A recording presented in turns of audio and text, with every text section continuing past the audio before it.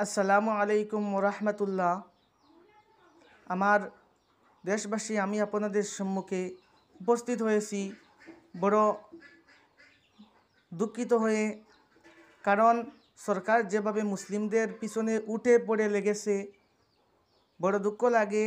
মুসলিমরা তাদেরকে ভোট দিয়ে মন্ত্রী বানিয়েছেন, তারা কিন্তু এখন মুসলিমদের বুকের মধ্যে লাথি মারতেছে। মুসলিমরা চায় কাফের মধ্যে বিকে যায়।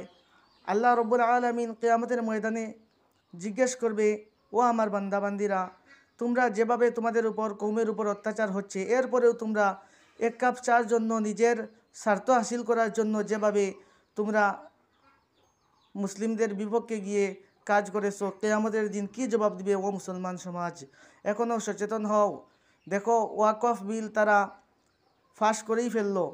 যেভাবে মুসলিমদের উপর নানান অত্যাচার শুরু করলো সরকার, কিন্তু এখন তো আর বোঝার বাকি রইল না। শুধু তারা নিরপেক্ষ দেশের কথা বলে শুধু মুসলিমদেরকেই টার্গেট করছে, মুসলিমদেরকেই মারছে বা মুসলিমদের উপর অত্যাচার করছে। এই কথা বলার পর আমার যদি কোনো অসুবিধা হয়, কিছু বুঝে আসে না, কারণ রব্বুল আলামিন আমাদেরকে দিয়েছেন হক কথা বলার জন্য। আর যে হক কথা থেকে বিরত থাকে সে বুবা শয়তান। হক কথা বলার কারণে যদি তোমার ফাঁসি হয়, যদি জেলে যাওয়া লাগে, নবীজি জেল কেটেছেন হক কথা বলে, যার কারণে বলেই যাব, কারণ বড়রা আমাদেরকে যাই বলবে আমরা তাই মানব। আর কিন্তু সরকার যেভাবে মুসলিমদের উপর অত্যাচার করছে, মুসলিমদের সুরক্ষা দিতে পারছে না।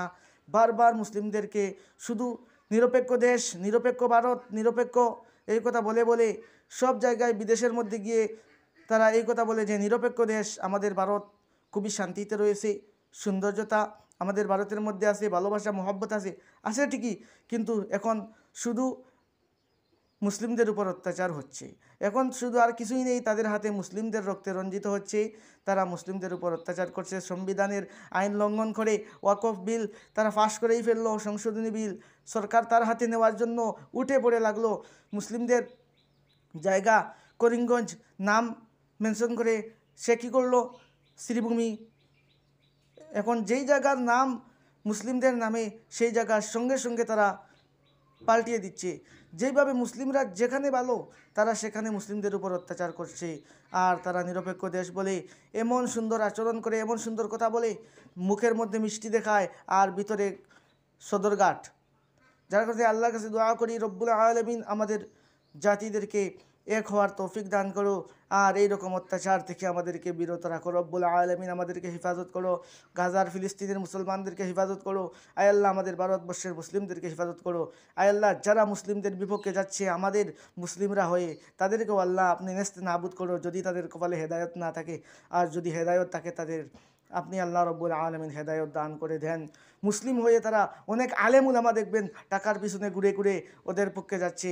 আল্লাহ রব্বুল আলামিন পবিত্র কুরআন মাজিদের মধ্যে উল্লেখ করলেন, ইন্নাল্লাযীনা ইয়াকতুমুনা মা আনজালাল্লাহু মিনাল কিতাব, যারা দুনিয়া জমিনে সামান্য ফায়দা হাসিল করার জন্য আমার কিতাবের কথাগুলা লুকান করে রাখে, ওয়াস্তারুনা বিহি সামানান কালিদা, দুনিয়া জমিনে সামান্যতম ফায়দা হাসিল করার জন্য, উলাইকা মা ইয়াকুলুনা ফি বুতুনিহিম ইল্লান নার, ওরা তাদের পেটের মধ্যে যা দেয় এবং খায়, পান করে, আল্লাহ বলছেন জাহান্নামের আগুন খায়।